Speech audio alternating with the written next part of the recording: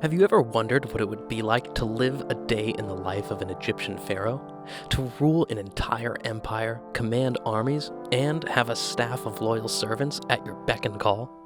Well, get ready to step back in time and experience a day in the insane life of an Egyptian pharaoh. From dressing in elaborate regalia to attending daily meetings and making offerings to the gods, the pharaoh's life was filled with luxury, power, and prestige. But with short reigns and limited access to modern medicine, even the most powerful ruler in the world was vulnerable to the dangers of the time. So, join us as we explore the daily routines, diets, and challenges of ancient Egypt's most powerful figure and discover how their legacy continues to influence us today. The sun rises once again over ancient Egypt, and a man prepares to begin his day. This man, however, is no ordinary citizen. He is the pharaoh, the ruler of the Egyptian empire. Despite his elevated position, some aspects of his life are similar to those of the common people. Nevertheless, being the pharaoh sets him apart in many ways. One of the most notable differences is the presence of loyal servants who attend to his every need at all times. The palace is staffed by countless servants who perform various duties to keep everything running smoothly. These include helping the pharaoh dress, preparing his meals, and attending to his requests throughout the day. The queen also has her own staff of female attendants, and the royal children have nannies and tutors to guide them as they grow.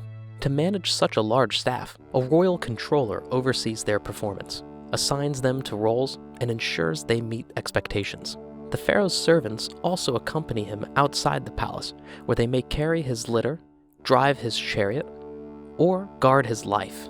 These bodyguards are among the most highly trained and dedicated members of the servant class, honing their combat skills to protect the pharaoh at all times. Others maintain the palace, oversee construction projects, or tend to the royal fields. Despite the many privileges of being the pharaoh, he relies heavily on his loyal and capable servants to keep his empire running smoothly. Were the laborers in ancient Egypt truly slaves, or something else entirely? Although popular media often portrays Egypt as a society dominated by slaves, the reality is that most of the workers, even those who built the pyramids, were paid servants.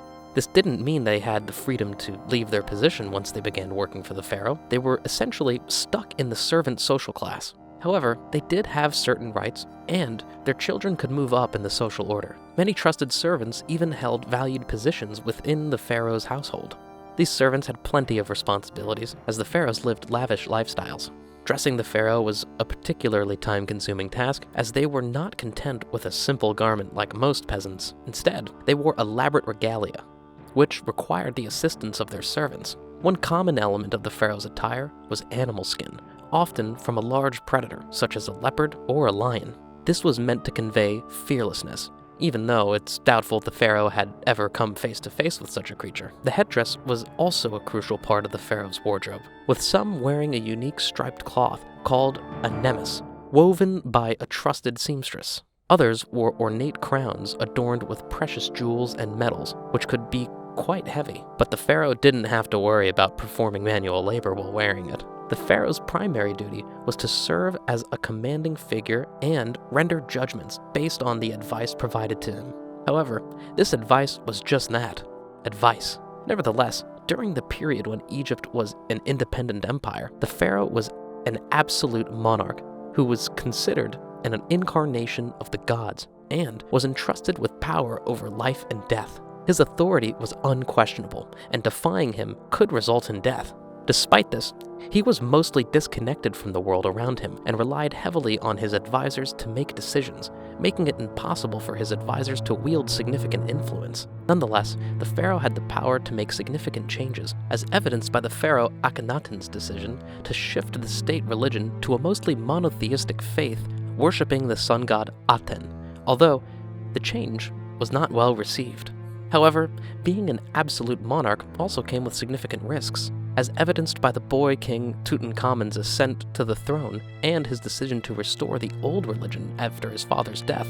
Although his reign was mostly inconsequential, the fact that a preteen was suddenly in power could have had disastrous consequences had he not been influenced by his advisors. While Egypt did not have as many unstable rulers as Rome did, the possibility of a hereditary monarch who disregarded the advice and made poor decisions could have led to dire consequences. In some cases, military leaders and advisors would take over after a pharaoh's sudden death, perhaps to avoid such a situation. Furthermore, future pharaohs were trained from a young age, and being a child royal was a relatively pleasant experience compared to the lives of common children in Egypt, although it was still not as comfortable as modern children's lives.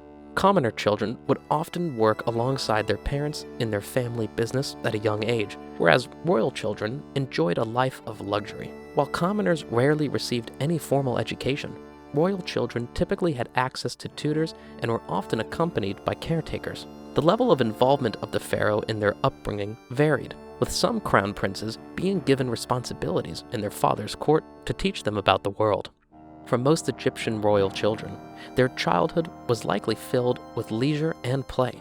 Ancient Egyptian artifacts reveal evidence of childhood toys and board games that resemble those still played today. Despite the differences in social class, both commoners and royals greatly valued their children and remained involved in their upbringing. However, it's safe to say that royal children had more opportunities for fun on a day-to-day basis compared to their commoner peers, as they had the run of the palace while not in lessons or under parental supervision. As the largest and most powerful empire in the world, it was important for the Egyptian palaces to reflect their grandeur. Although the pyramids at Giza necropolis were the most impressive structures in Egypt, the palaces where the royals resided were also among the most impressive ever constructed. Malkata, the New Kingdom palace of Amenhotep III, is the most famous of all Egyptian palaces, constructed over a period of 18 years using mud brick. It stands on the bank of the Nile in Thebes. It was the largest residence in Egypt, with a vast range of features such as halls, villas, courtyards, and smaller palaces and apartments for the pharaoh's associates. The palace even had an artificial lake fed by a network of canals connected to the Nile, which ensured a fresh water supply. In addition, it had a massive temple dedicated to the pharaoh's wife and the crocodile god Sobek. Although the palace is now mostly in ruins, the foundation stones provide a good idea of the scale of the palace. The pharaoh and his family lived in luxury, with a sprawling palace that even included a massive dining room. However, one wonders what kind of food they ate. While ancient Egyptian cuisine was vastly different from modern-day cuisine, both the commoners and the pharaoh's diets centered on the same crop, wheat. Bread and beer made from emmer wheat were the staples of all people's meals, and the beer was more like alcoholic gruel than the beer we drink today. The pharaohs were served both fruits and vegetables, including local crops such as garlic and scallions, but luxury crops like lettuce, celery, cucumber, gourds, dates, figs, and raisins were also available. The working class might occasionally have access to these crops, but they were typically reserved for the wealthy. Dried fruits were a common staple and were available to the pharaoh year-round. Meat was also a prominent feature of their diet, with cattle, sheep, goats, pigs, birds, and fish being raised and hunted. The working class usually subsisted on legumes instead of meat, and raising animals was time-consuming, leaving little time for subsistence farmers. The pharaohs, on the other hand, had access to an endless buffet of wild berries, beef, mutton, pork, and fish, and could send their servants out to hunt for specific meals. Foie gras, a famous delicacy, was invented during this era, and sparrows, which were believed to have aphrodisiac properties, were also eaten. The pharaohs were always busy, starting their day with dressing and cleaning by their servants and attending daily meetings with commoners, noblemen, and visiting dignitaries who would bow before them and present offerings. After these meetings, they would pay tribute to the gods by making daily offerings with the assistance of the high priest. This private affair was a rare moment of quiet reflection for the pharaoh, who was seen as the shepherd of the country and could potentially be ousted in a coup if chaos ensued under their rule. Although the pharaoh appears to live a charmed lifestyle, there are concerns about his mortality. Many pharaohs had surprisingly short reigns, and they lacked access to modern medicine, as it had not yet been invented. While the Egyptians had some modern medical techniques, such as minor surgeries and medicines, they lacked access to modern antibiotics. The Egyptian doctors did have a basic understanding of medical principles, and some ancient texts used fermented beer as a treatment for infections. However, this was not as effective as modern treatments, which left even a king vulnerable to a minor cut turning into a fatal infection.